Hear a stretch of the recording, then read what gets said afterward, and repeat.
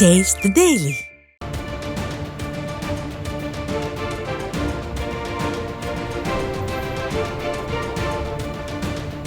தொடர்ந்து பல்வேறு குளறுபடிகளில் சிக்கி திணறும் மக்கள் விரோத திமுக அரசின் மக்கள் நல்வாழ்வுத்துறையின் செயலற்ற தன்மைக்கு அதிமுக பொதுச் செயலாளர் எடப்பாடி கே பழனிசாமி கடும் கண்டனம் தெரிவித்துள்ளார். கூடுதல் விவரங்களை தலைமை செய்தியாளர் ஜெயக்குமார் வழங்க இருக்கலாம். ஜெயக்குமார், விவரங்களை பதிவு பண்ணலாம். வணக்கம் பாலாஜி. தொடர்ந்து பல்வேறு குளறுபடிகளில் சிக்கி திணறும் விடியா திமுக அரசின் மக்கள் நல்வாழ்வுத்துறையினுடைய செயலற்ற தன்மைக்கு அனைத்திந்திய அண்ணா திராவிட முன்னேற்ற கழகத்தினுடைய பொதுச் செயலாளரும் சட்டமன்ற எதிர்க்கட்சித் தலைவரும் முன்னாள் முதலமைச்சருமான புரட்சித் தலைவர் எடப்பாடி கே பழனிசாமி அவர்கள் கண்டனம் தெரிவித்து அறிக்கை வெளியிட்டிருக்கிறார். அவர் வெளியிட்டிருக்கக்கூடிய அறிக்கையில் கபட வேடம் புனைவதில் PhD பட்டம் பெற்றவர் திமுகவினர் என்று தெரிவித்திருக்கிறார். அனைத்திந்திய அண்ணா திராவிட முன்னேற்ற கழகத்தின் மீது பாய்வது கண்டிக்கத்தக்கது என்று அதிமுக பொதுச் செயலர் எடப்பாடி கே பழனிசாமி அவர்கள் தெரிவித்திருக்கிறார். தமிழகத்தில் தற்போது நடைபெற்று வரும் நிர்வாக திறனற்ற திரு ஸ்டாலினுடைய விடியா திமுக ஆட்சியில் மக்கள் நல்வாழ்வுத்துறை மக்களினுடைய உயிர்காக்கும் துறையா என கேள்வி எழுப்பியிருக்கிறார். அல்லது மக்களுடைய உயிரை பறிக்கக்கூடிய துறையா என்ற சந்தேகம் அப்பாவி மக்களுடைய மனதில் எழுந்துள்ளது என்று குறிப்பிட்டிருக்கிறார். அரசு மருத்துவமனைகளுக்கு செல்லக்கூடிய ஏழை எளிய நடுத்தர மக்களுக்கு கடந்த 42 மாத கால திமுக ஆட்சியில் நடைபெறும் கொடுமைகள் கணக்கில் அடங்காது என்று அவர் பட்டியலிட்டு தெளிவுபடுத்தியிருக்கிறார். கால்பந்து வீராங்கனைக்கு தவறான சிகிச்சை சென்னை வியாசர்பாடி கன்னிகாபுரத்தைச் சேர்ந்த கூலி தொழிலாளி திரு ரவி என்பவருடைய 17 வயது மகளும் கால்பந்து வீராங்கனையுமான கல்லூரி மாணவி பிரியா கால்பசை பிடிப்பு காரணமாக முதலமைச்சருடைய தொகுதியாக இருக்கக்கூடிய பெரியார் நகர் மருத்துவமனையில் 2022ஆம் ஆண்டு நவம்பர் மாதம் சிகிச்சைக்காக சென்றபோது அரசு மருத்துவ பணியாளர்களுடைய அலட்சியத்தாலும் கவனக்குறைவாலும் அவரது வலதுகால இழந்ததோடு அவரது உயிரை பறிகொடுத்து இன்னும் தமிழக மக்களுடைய மனதில் இருந்து அகலவில்லை என்று வேதனையோடு பதிவு செய்திருக்கிறார். காவலர் மகளுக்கு தவறான சிகிச்சை அளிக்கப்பட்டது. குறிப்பாக சென்னை ஓட்டேரி காவல் நிலையத்தில் தலைமை காவலராக பணிபுரிந்த திரு கோதண்டபாணி அவர்களுடைய 7 வயது பெண் குழந்தை எழும்பூர் குழந்தைகள் நல மருத்துவமனை மருத்துவர்கள் தவறான சிகிச்சை அளித்ததால் வலது கால் ஊனம் ஏற்பட்டதாகவும் பல முறை புகார் அளித்தும் எந்த விதமான நடவடிக்கையும் எடுக்காததால் தலைமைச் செயலகத்தில் தனது மகளுடன் திடீரென சாலை மறியலில் ஈடுபட்ட அவலமும் இந்த ஆட்சியில் அரங்கேறி இருப்பதை அவர் சுட்டிக்காட்டியிருக்கிறார். சளி தொல்லை, நாய்க்கடி ஊசி என 2023 ஜூன் மாதம் கடலூர் மாவட்டம் கோதண்டராமபுரத்தைச் சேர்ந்த கூலி தொழிலாளி திரு கருணாகரன் சளி தொல்லையால் அவதியுற்று தனது மகள் சாதனாவை கடலூர் அரசு மருத்துவமனைக்கு அழைத்துச் சென்றுள்ளார். அங்கே மருத்துவர்கள் பணியாளர்கள் அலட்சியத்தின் காரணமாக சளிக்கு ஊசி போடுவதற்கு பதிலாக 2 முறை நாய்க்கடி ஊசி போட்ட அவலமும் நடந்தேறி இருக்கிறது என்று வேதனையோடு அவர் பதிவு செய்திருக்கிறார். விளம்பர மோகம் மாரத்தான் ஓட்ட நிகழ்ச்சியில் இளம்பெண் இளம் பொறியாளர் மாணவர் உயிரிழந்த பரிதாபத்தையும் அவர் குறிப்பிட்டிருக்கிறார். விளம்பர மோகத்தின் காரணமாக மாரத்தான் ஓட்ட நிகழ்ச்சியில் இளம் பொறியாளர் மாணவர் உயிரிழந்த சோகமும் இந்த திமுக ஆட்சியில் நடைபெற்றுள்ளதை அவர் சுட்டிக்காட்டியிருக்கிறார்.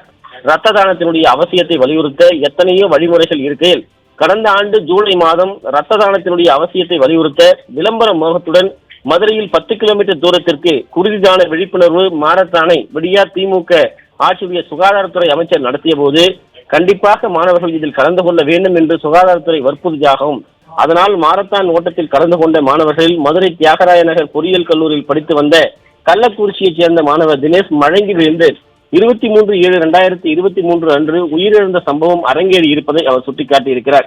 அதே போன்று 14/11/2023 அன்று நாளிட்ட அனைத்திந்திய அண்ணா திராவிட முன்னேற்ற கழகத்துடைய பொதுச் செயலாளர் புரட்சித் தலைவர் எடப்பாடி கே பழனிசாமி அவர்களுடைய அறிக்கையில் சென்னை மாநகர காவல்துறை ஆணையர் அடிபட்ட தனது உதவியாளருக்கு திரு ராமன் மருத்துவ சிகிச்சை அளிப்பதற்காக 24 மணி நேரம் செயல்பட வேண்டிய சென்னை மாநகராட்சி மருத்துவமனைக்கு சென்ற போது அங்கு ஒரு மருத்துவர் கூட இல்லாத நிலையில் தனியார் மருத்துவமனை தனது உதவியாளருக்கு மருத்துவம் பார்த்திருக்கிறார் என்று தெரிவித்திருக்கிறார்.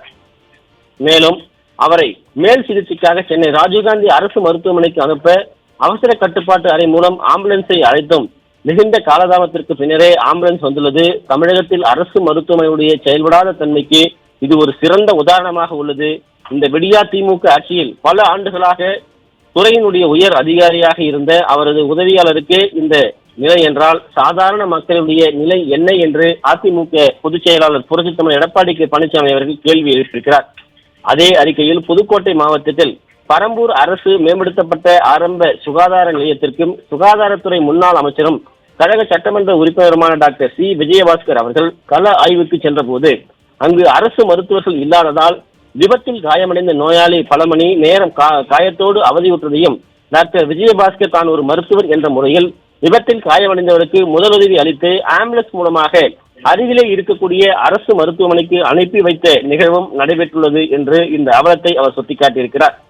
ராமநாதபுரம் மாவட்டத்தைச் சேர்ந்த 1.5 வயது பெண் குழந்தை இதய நோயால் பாதிக்கப்பட்டு சென்னை எழும்பூர் குழந்தைகள் நல மருத்துவமனையில் அனுமதிக்கப்பட்டு பிறகு ராஜீவ்காந்தி அரசு பொது மருத்துவமனையில் பெண் குழந்தையினுடைய வலது கை நீக்கப்பட்டதுடன் உடலை மிகவும் கவலைக்கிடமாக கடைசியில் தங்களுடைய குழந்தை இழந்துவிட்டோம் என்று அந்த குழந்தையின் தாய் கண்ணீருடன் பேட்டி அளித்ததும் அனைத்து ஊடகங்களிலும் வெளிவந்துள்ளன என்று தெரிவித்திருக்கிறார். மேலும் 2023 தீபாவளி அன்று சிவகங்கை அரசு மருத்துவமனையில் வெடி விபத்தில் காயமடைந்த சிறுவனுக்கு சிகிச்சை அளிக்க மருத்துவர்கள் இல்லாமல் மருத்துவ பணியாளர்கள் சிகிச்சை அளித்த நிகழ்வும் ஊடகங்களில் வெளிவந்துள்ளது என்று குறிப்பிட்டிருக்கிறார். எல்லாவற்றிற்கும் மேலாக ஓரிரு நாட்களுக்கு முன்பு அரசு மருத்துவமனையில் சிகிச்சை பலனளிக்காமல் இருந்த குழந்தையினுடைய உடல் ஈவு இரக்கம் இல்லாமல் கட்டை பையில் வைத்துக் கொடுத்த அவலம் அரங்கேறி இருக்கிறது. இது மிகவும் கண்டிக்கத்தக்கது என்று அனைத்திந்திய அண்ணா திராவிட முன்னேற்ற கழகத்துடைய பொதுச் செயலாளர் புரட்சித் தமிழர் எடப்பாடி கே பழனிசாமி அவர்கள் தெரிவித்திருக்கிறார். இதற்கு முன்பு ஒருமுறை அட்டை பெட்டியில் வைத்து உயிரிழந்த பிஞ்சு குழந்தையுடைய உடல் கொடுக்கப்பட்டது. அப்போதே இதற்கு நான் கடும் கண்டனம் தெரிவித்திருந்தேன் என்று குறிப்பிட்டிருக்கிறார்.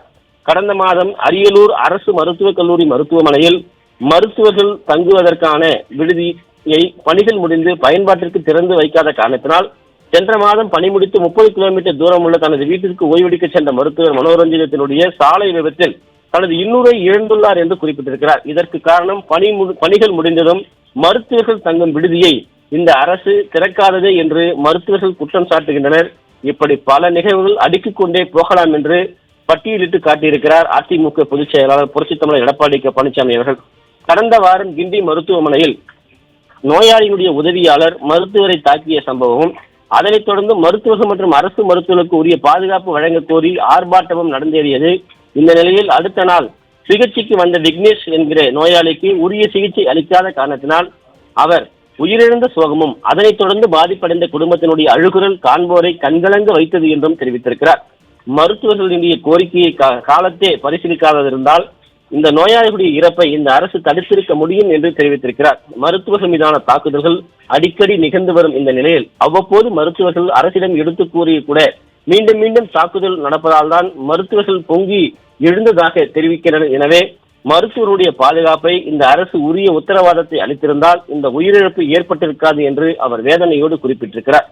2021 ஆட்சி பொறுப்பேற்றதில் இருந்து மருத்துவத்துறையில் தொடர்ந்து நடக்கும் பல விரும்பத்தகாத நிகழ்வுகளை எதிர்க்கட்சி தலைவர் என்ற முறையில் நான் அடிக்கடி இந்த அரசினுடைய கவனத்திற்கு சுட்டிக்காட்டும் வரும் நிலையில் அவைகளை தீர்த்து வைப்பதற்கு நடவடிக்கை எடுக்காமல் எனக்கு முரண்பாடான பதில்களை அளிப்பதிலேயே இந்த துறையை கவனிக்கும் மந்திரி மா சுப்பிரமணியம் குறியாக இருந்து திறமையற்ற முறையில் செயல்படுகிறாரே தவிர மக்களுடைய உயிரை காக்கும் பணியில் அக்கறையின்றி இருப்பது வேதனையான ஒன்றாகும் என்று பதிவு செய்திருக்கிறார்.